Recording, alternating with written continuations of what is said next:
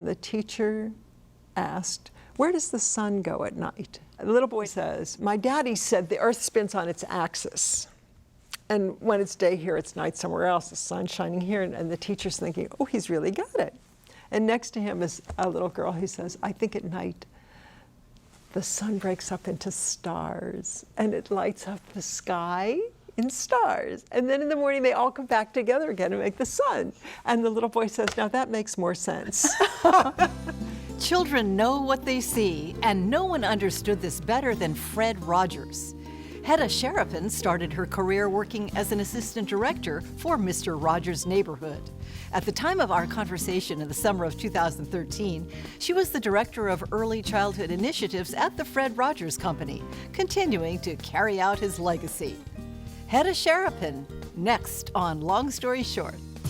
Long Story Short with Leslie Wilcox is Hawaii's first weekly television program produced and broadcast in high definition.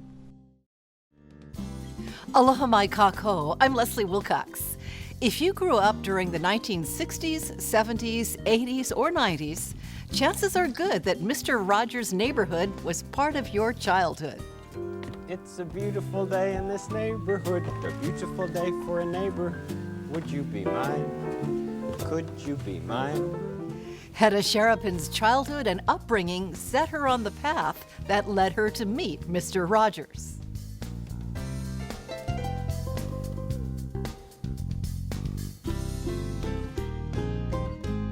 I grew up in actually a European family in a small town right outside of Pittsburgh, Pennsylvania.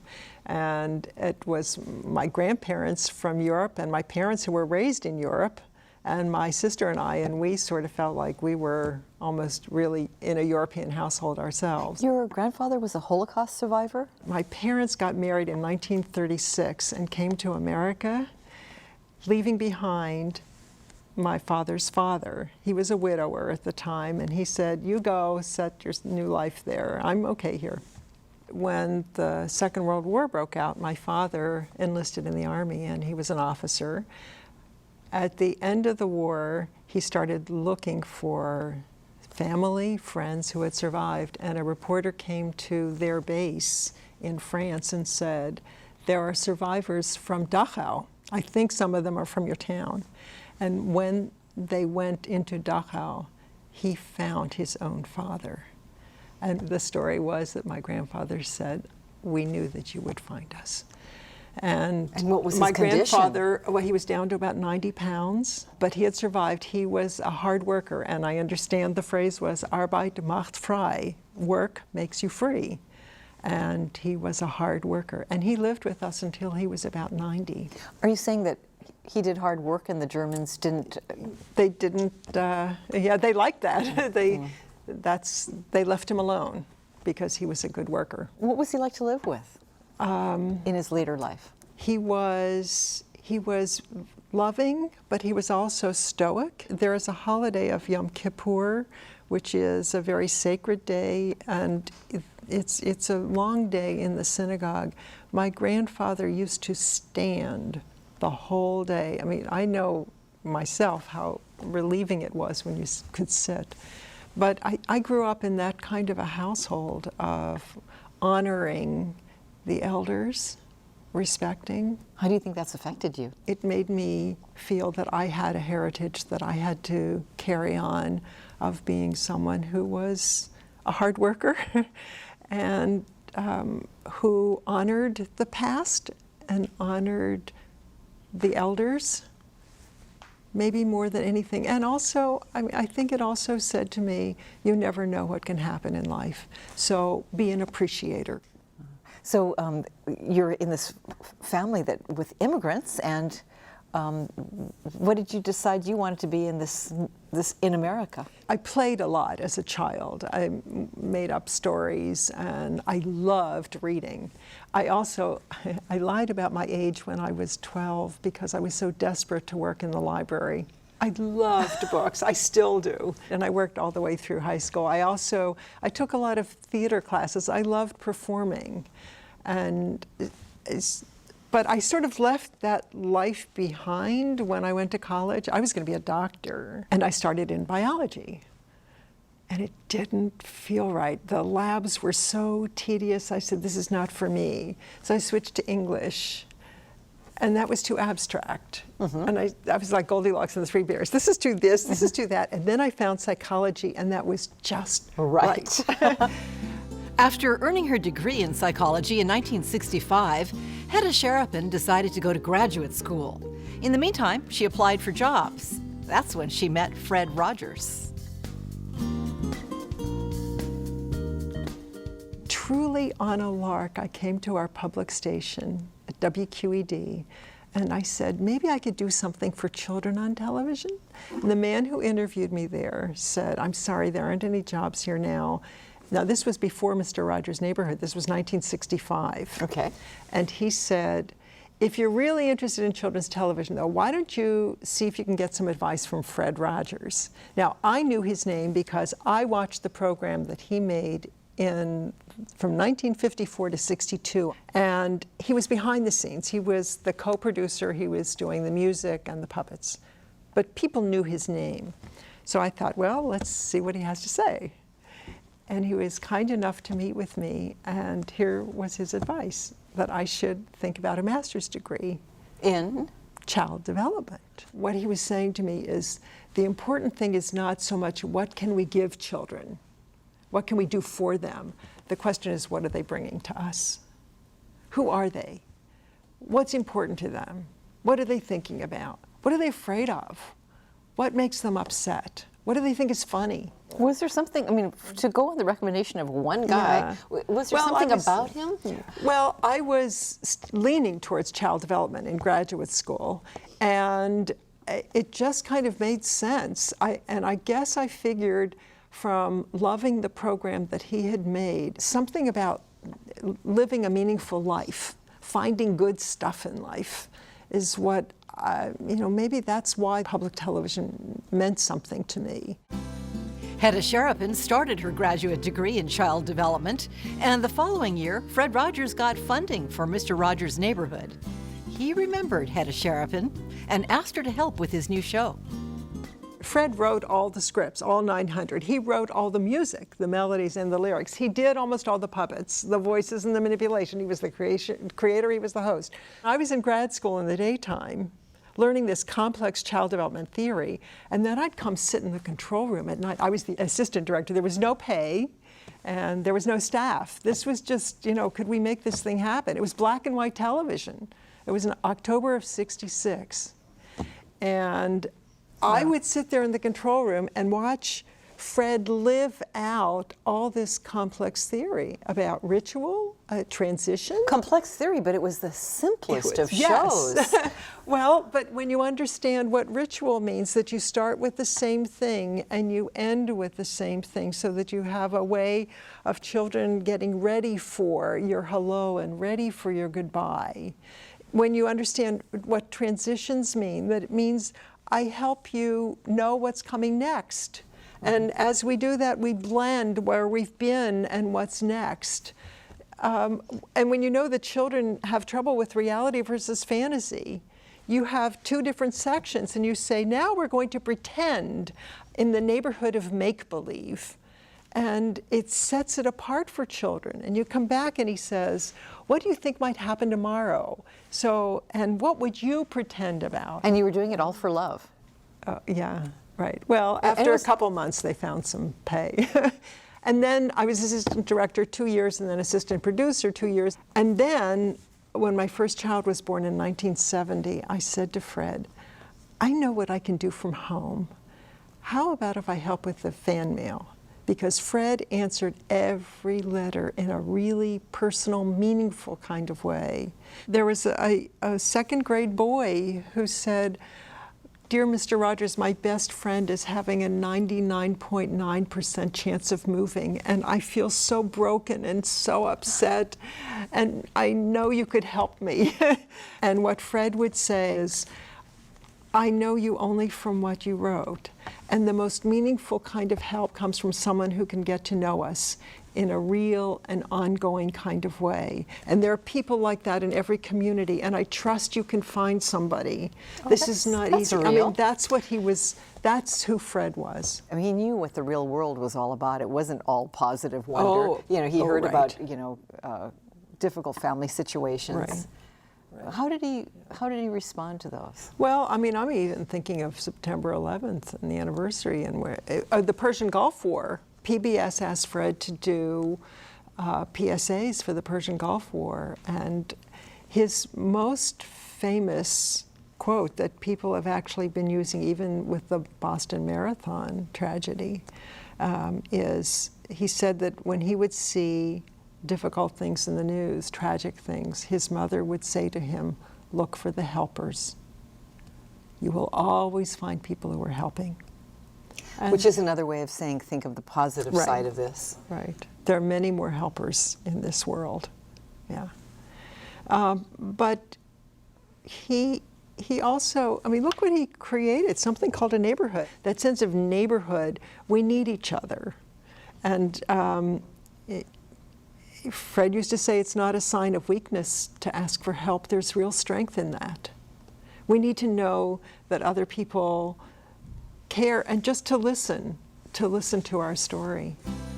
Fred Rogers' background and training were not in television or acting, yet his interest in wanting to help children led him to a career in television. He studied music composition in college, and then he was originally going to the ministry. Right. But instead As a he went- Presbyterian minister, I think he was yes, ordained. Yes, but at that point, he was just thinking of going to the ministry, and he watched some children's television, the commercial television, in 1950, and he said, this stuff is pies and faces. It's nonsense.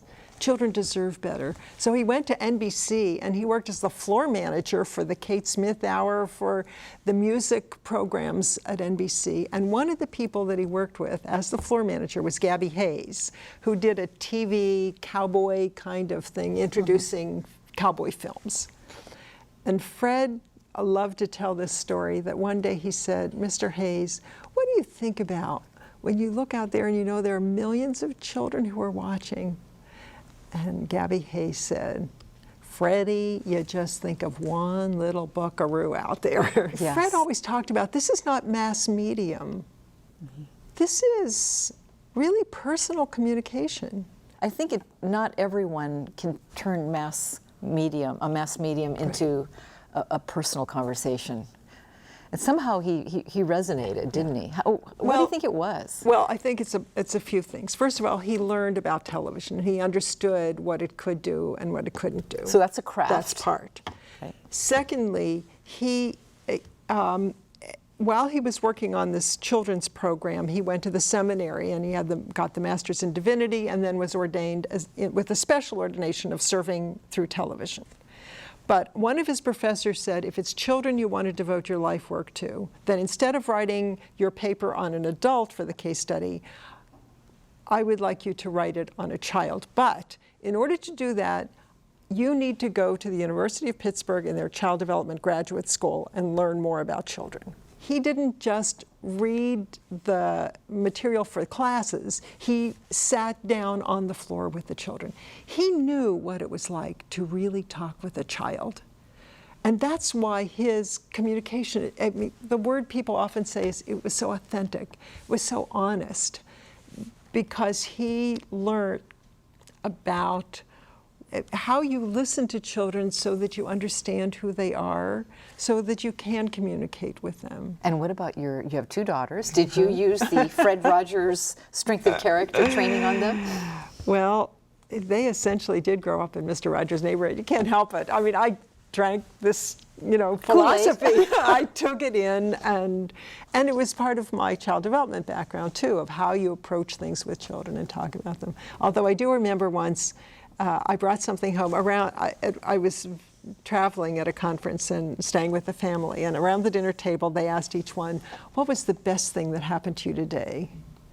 And then they go around again and say, what was the worst thing? And I remember bringing it home to my kids, and they said, "Oh God, Mom's been to a workshop." One comment I've heard people make is, you know, he seems too good to be true. Was he? That's who he was. It really I is. will tell you that's He's who he not one of those was. guys who's a great persona No. on camera and then... No. In fact, and when you went to his office to have, I mean, we were only 12, 14 at the most, a small bunch of support people for him. When you went to talk to him about something, you could just feel yourself, your respiration and your blood pressure lowering and lowering because he spoke like that. Fred Rogers, you talked about ritual. His show also didn't change over the years in terms of its format and its message. I mean, there was a wide-ranging message involving childhood development, but there were no new skills added on or no references to technology, and yet he was on television for more than 30 years. What's that all about? Well, Fred used to say that even though the outsides of children's lives have changed, their insides haven't changed. We all need to know people care about us because of who we are. And all these tools of learning. There was a reporter who once said to him, "Why don't you do more with ABCs and 1, 2, 3?" And I remember Fred said, "I'd rather give children the tools for learning, because if you give them the tools, they will want to learn the facts. They'll be motivated to learn the facts. Tools like curiosity, persistence, sense of humor, industriousness, hard work, being able to get along with others. You know, you give them those tools, they'll want to learn the facts, and more importantly, and this was really important to Fred, more importantly, they will use the facts to build and not to destroy." And we sometimes forget and get enamored and seduced by all these things around us, the fancy gadgets and whatever. And it's the real stuff that matters. It's the people to people, you know, and that's part of what we're saying is we have to keep this face-to-face this way, not just Facebook and not just FaceTime. We've changed our these definition of nuances. friend over the years. That's now right. you can be a friend who's never Yeah. met you. Do you think if Mr. Rogers were still here, and he passed away, I believe, in 2003, you think he'd still be taking off his shoes and singing and speaking slowly and giving transitional lessons? Well, there are two ways to think about that. One is that Fred said if we were starting out today, now he said this even in the mid-90s, if we were starting out today, there probably would not be a place for us in television. Because it would be fast-paced, you know, Right. with bells and whistles. Right. It's not, you know, this is not new, you know. In fact, some people said that he even took television back 50 years. But, so that's one thought, is that he recognized that his pace was slower and that what he was talking about was different than what was going on in the genre. Now, was that because he was kind of a folksy, slower speaking guy, or because he thought children needed a little slower pace, more calm? He felt children needed that, and it fit him. So that's hard to split those two apart. Gotcha. But now here's the other thing. After Fred died, you know, we continued the legacy. PBS kept the program on the air, and we started to think as a company, where are we? Where are we going? And the board of directors said, you know, you can either be an archive, a history place, or you could consider another program. Well, And everyone must have said, replace Fred right, Rogers? Right. Yeah. And how do you know, and we all realized you couldn't replace Fred. So to create a new program, that wasn't who we were. So fortunately, we hired an incredible COO whose name is Kevin Morrison to lead us through this. Kevin had experience with animation. He had been in children's television in many different capacities. And Were you looking for somebody who knew animation? I don't know. I don't really know.